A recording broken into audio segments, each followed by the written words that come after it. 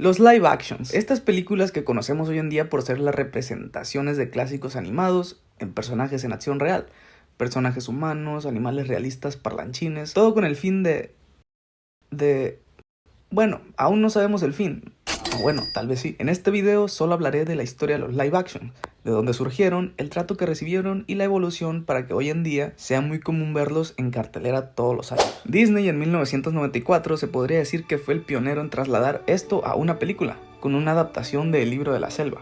Pero si nos ponemos críticos, parece más una continuación, ya que no parece que haya representado la historia de su clásico animado. Posteriormente, en 1996, lanzaron lo que para mí es el primer live action fiel a su historia, y ese fue el de 101 Dálmatas. Con Glenn Close como Cruella de Vil, fue una adaptación muy congruente con el clásico original, donde la tecnología y el CGI no tenían la evolución que tienen hoy en día, y por eso utilizaron perros reales en la producción.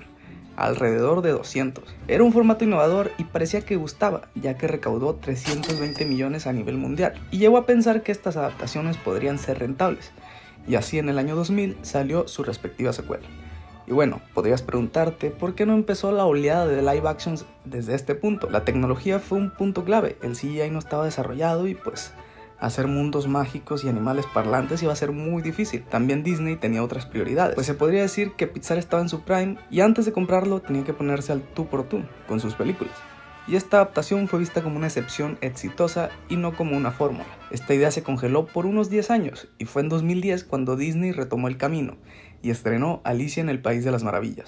Una propuesta arriesgada, ya que es un clásico, pero se podría considerar una película de culto. Y al mando pusieron a Tim Burton, para que le diera el tono oscuro que lo caracteriza y a Johnny Depp como coprotagonista. Y esto fue todo un éxito. Logró recaudar más de 1.000 millones en taquillas, y fue la segunda película más taquillera de ese año. Y hoy en día, 15 años después, está en la posición número 53 de películas más taquilleras de la historia. Todo un éxito, que ahora sí, Disney no iba a dejar pasar. Con la tecnología de su lado y con tantos clásicos en su haber, esto solo fue el auge, la gota que derramó el vaso para explotar esta idea. En 2014 estrenaron el siguiente, Maléfica, una idea ambiciosa, ya que esta vez la historia no giraría en torno a la princesa, sino en la villana. Y aunque hubo cuestionamientos, pues en la película quieren venderte que Maléfica tiene sus motivos para ser villana, esto fue criticado, pero aún así sus 758 millones en taquilla. Otro éxito más a la bolsa. Y así, ahora en un sin parar, el siguiente, La Cenicienta, 543 millones, El Libro de la Selva en 2016, 966 millones, inclusive en ese año sacaron dos.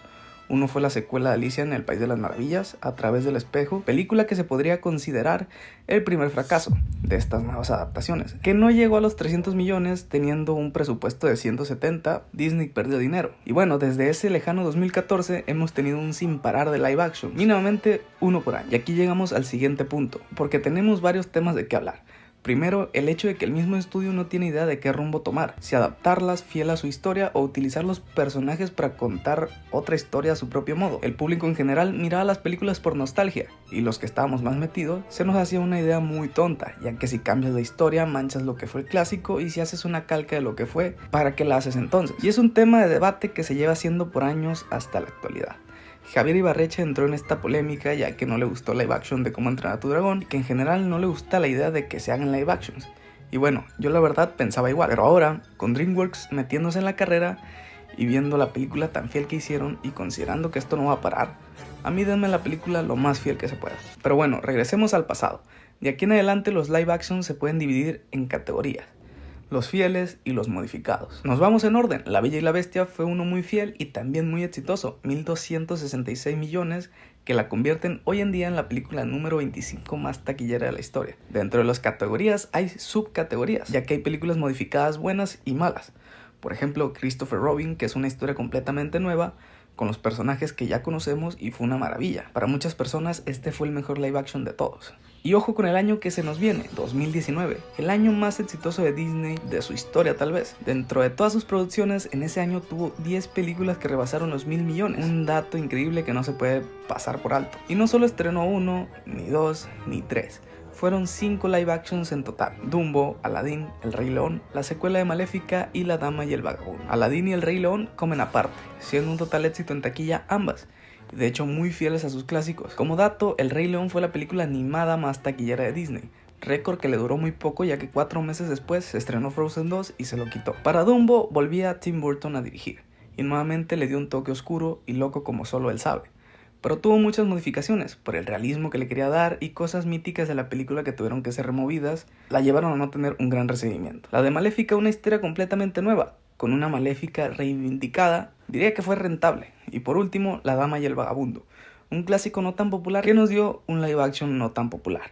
Disney, con su plataforma de Disney Plus recién lanzada, quería ganar más suscriptores y así decidió estrenar exclusivamente esta película en la aplicación, lo que la llevó a ser una película totalmente desconocida, pero uno de los más fieles en cuanto a su historia. Disney tal vez vio este año como el inicio de algo más grande. Después de tantos éxitos, seguramente el año siguiente se mantendría igual y todo sería increíble. Pues no.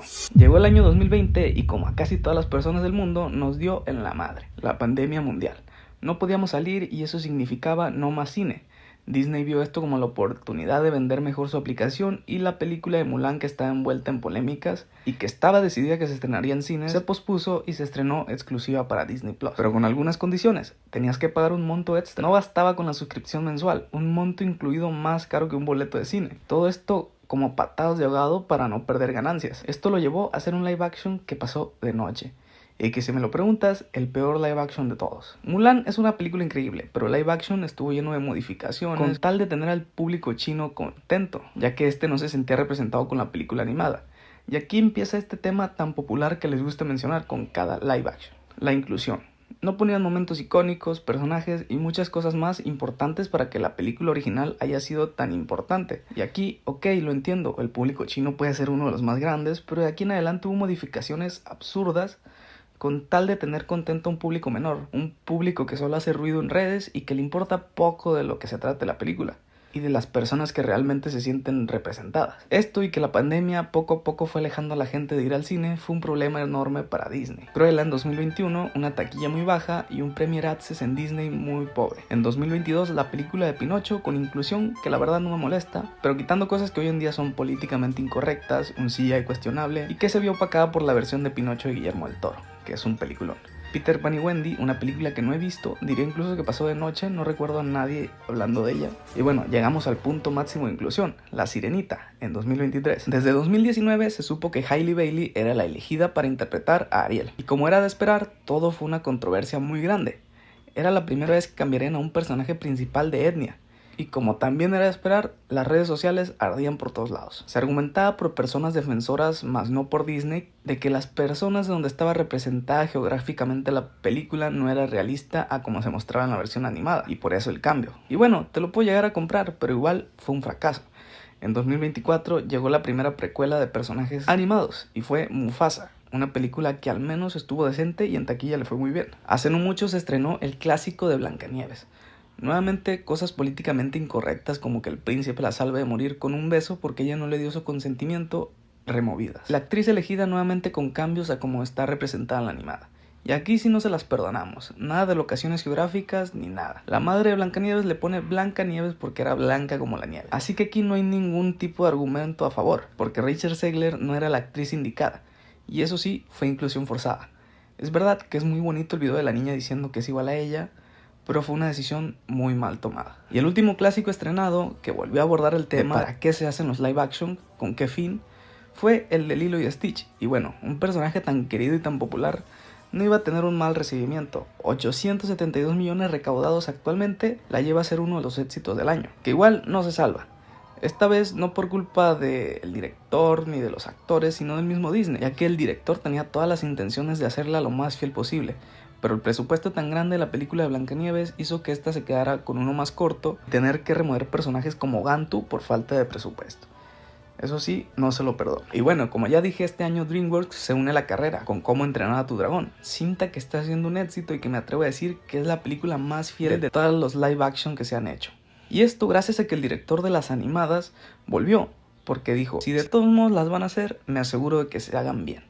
Y bueno, una película increíble, pues es una calca de la animada que no se salva a las controversias, por más fiel que sea, pues muchas personas se quejaron de Nico Parker como Astrid por no ser rubia, pero considero que hizo un gran trabajo y que creo que cayó muchas bocas. Y bueno, esto no va a parar. Disney tiene varios programados, el único con fecha es Moana, pero aún así tienen en producción películas como Hércules, dirigida por los hermanos Russo, y DreamWorks confirmó la secuela de Cómo entrenar a tu dragón en 2027.